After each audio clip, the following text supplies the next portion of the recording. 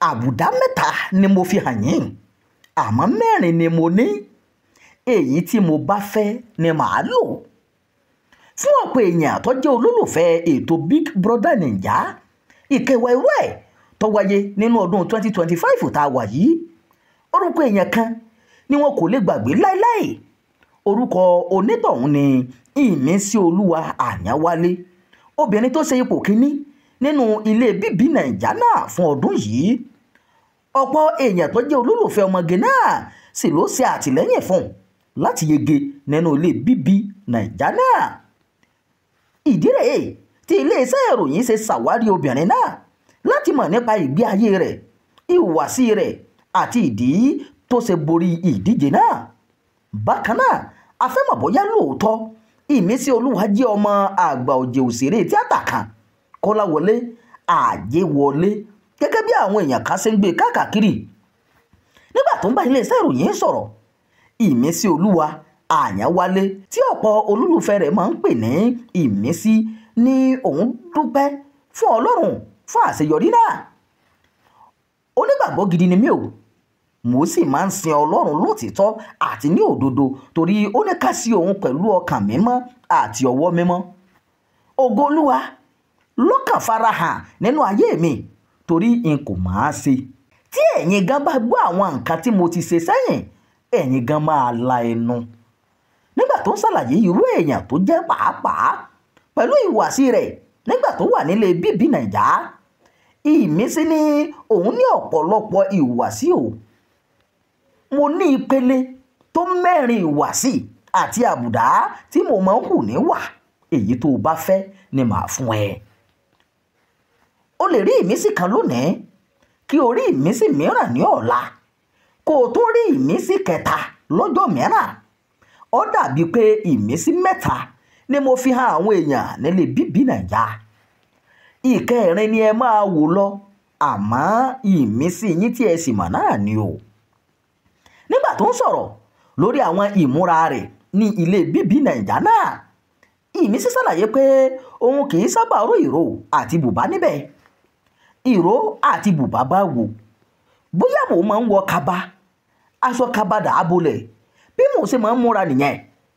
Àmọ́ nígbà míì mo lè múra tó jẹ́ pé táwọn ọkùnrin gan bá rí mi yóò dàbí kí wọ́n gbá mi mú ni o. Ìgbà mìíràn mo kàn máa ń fẹ́ kí n kàn múra inú ilé la wà. Gbogbo nǹkan tá a bá fẹ́ ṣe kò ju inú yàrá kan lọ. Ìgbà mìíràn màá kàn fẹ́ múra láìkan gbogbo rẹ̀ papọ̀ lójú ayé náà bí mo ṣe máa ń múra nìyẹn o. Bí mo sì ṣe ń ṣe ilé ayé mi nìyẹn. Ilé ayé yìí kò le, àmọ́ ọ̀bẹ kò rán o.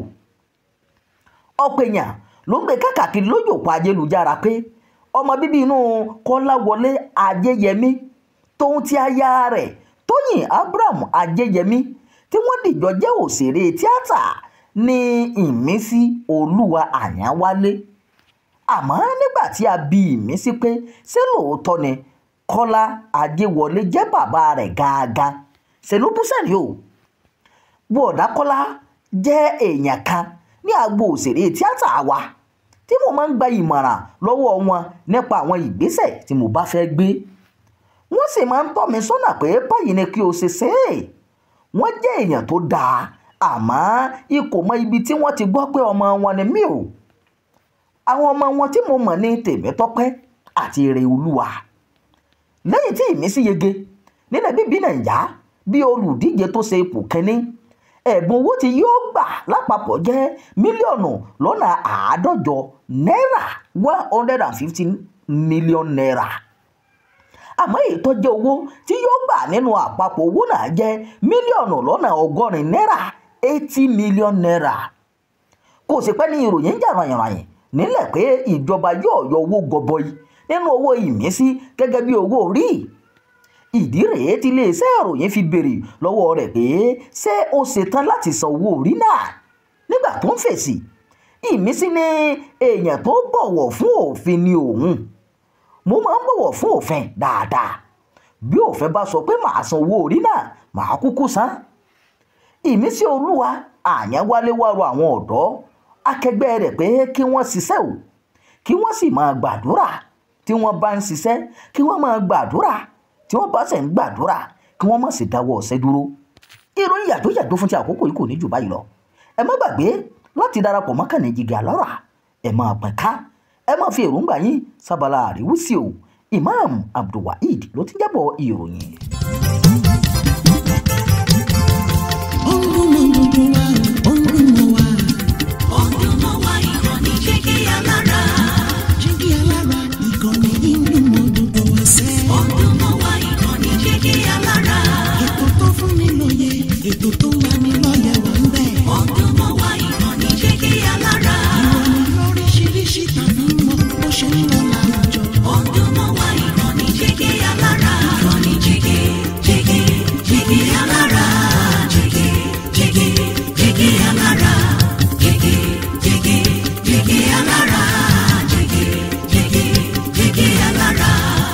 Ìkànnì Jígí Alárà 16, bàbá gbogbo.